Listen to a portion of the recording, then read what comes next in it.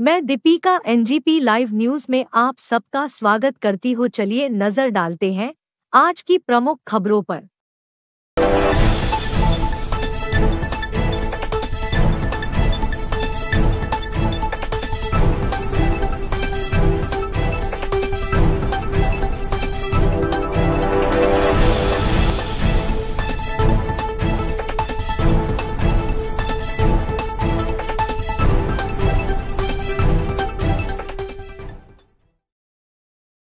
मी नेहमी एक गोष्ट लक्षात ठेवतो की नॉलेज जी आहे ती एक शक्ती आहे, पॉवर आहे, and conversion of knowledge into wealth हे फ्युचर आहे.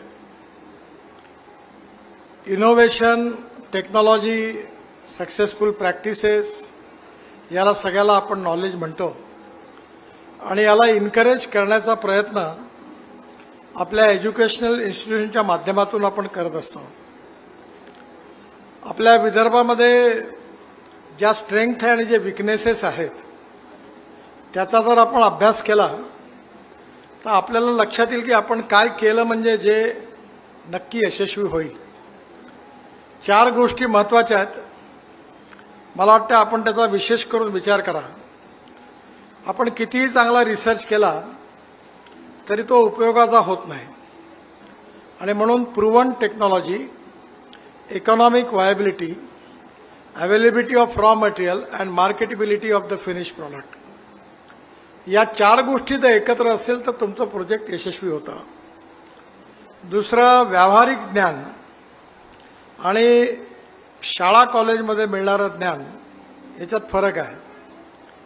प्रोफेशनल एक्सपर्टाइजमध्ये आपल्याला नॉलेज आणि टेक्नॉलॉजी जेवढी महत्त्वाची आहे तेवढंच decision making process, presence of mind हे देखील तेवढंच महत्त्वाचं आहे.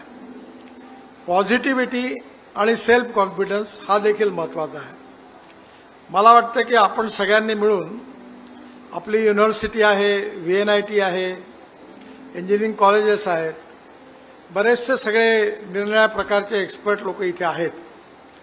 तुम्ही एक नक्की सगळेजण मिळून एक शोधून बघा की विदर्भाकरता आपल्याला काय आवश्यक आहे. विदर्भाच्या कोणत्या विषयात रॉ मटेरियलमध्ये कोणत्या टेक्नॉलॉजीचा उपयोग करून आपण काय एक्सपोर्ट करू शकतो, काय तयार करू शकतो. जसं आता आपल्याकडे कोल आहे आणि कोल गॅसिफिकेशनमध्ये खूप मोठं पोटेन्शियल आहे. तर माझी आपल्याला विनंती आहे की आपल्या विदर्भातल्या परिस्थितीच्या अनुरूप आपण जर आपल्या नॉलेजचा उपयोग केला तर आपण खूप काही करू शकू. आपल्याकडे IT कंपनीज बिहारमध्ये आल्यात. जवळपास 68,000 लोकांना जॉब मिळालेला आहे. त्याचबरोबर आता त्यांचं एक्सपान्शन एवढं मोठं आहे की 1 वर्षामध्ये 50,000 मुलांना काम मिळणार आहे. आपल्या इथे एव्हिएशन हब तयार झालेला आहे. टालमध्ये एअरबस आणि बोईंगचे 1200 पार्ट तयार होतात. आपल्याकडे राफेल आपल्याकडे तयार होतं. डोसाल्ट नावाची फ्रेंच कंपनी आहे, त्यांचं पॅसेंजर फॉल्कन जेट आपल्याकडे तयार होतं. MRO आपल्याकडे एअर इंडियाचा आणि दुसरा 2 MRO सुरू झालेले आहेत. त्यामुळे त्यांना लागणारी जी मॅन पॉवर आहे ती आपल्या इंजिनिअरिंग कॉलेजमधून कशी तयार होईल त्याकरता ज्या IT कंपनीज आहेत, ज्या टेक्निकल कंपनी आहेत त्यांच्यामध्ये आणि युनिव्हर्सिटी आणि इंजिनिअरिंग कॉलेजमध्ये कोऑपरेशन, कोऑर्डिनेशन अँड कम्युनिकेशन हे करण्याचा या कार्यक्रमात आपण सगळ्यांनी प्रयत्न केला आहे. काय मी नेहमी माझ्या डिपार्टमेंट सांगतो की पैशाची कमी नाही आहे. मी दरवर्षी 5 लाख ते 7 लाख कोटी रुपयाची कामं करू शकतो. माझ्याकडे पैशाची कमी नाही, काम करणाऱ्यांची कमी आहे. त्यामुळे पैसा हा प्रॉब्लेम नाही आहे. प्रॉब्लेम टेक्नॉलॉजी प्रॉब्लेम नाही. प्रॉब्लेम काम करण्याची जिद्द, पॉझिटिव्हिटी आणि हिम्मत ही सगळ्यात मोठी आपली स्ट्रेंथ आहे. तुम्ही नॉलेज पण हासिल करा, टेक्नॉलॉजी पण चांगली मिळवा आणि पॉझिटिव्हिटी आणि हिमतीने जीवनामध्ये एंटरप्रेनर बना. आणि मला वाटतं तुम्ही जर एंटरप्रेनर बनले असे मी नेहमी विदर्भातल्या लोकांना सांगतो. कोणी आलं की 5 कोटी आणि 10 कोटीचा धंदा करतात. मी म्हणलं विदर्भात कमीत कमी 1000 कोटीचा धंदा करणारे कमीत कमी 100 जण तयार झाले पाहिजे. मी तर सोशल वर्कर आहे, सोशल एंटरप्रेनर आहे, बिझनेसमन नाही आहे. आणि मी प्रयोग करता करता आता आमच्या ग्रुपचा 2,500 कोटी टर्नओव्हर झाला.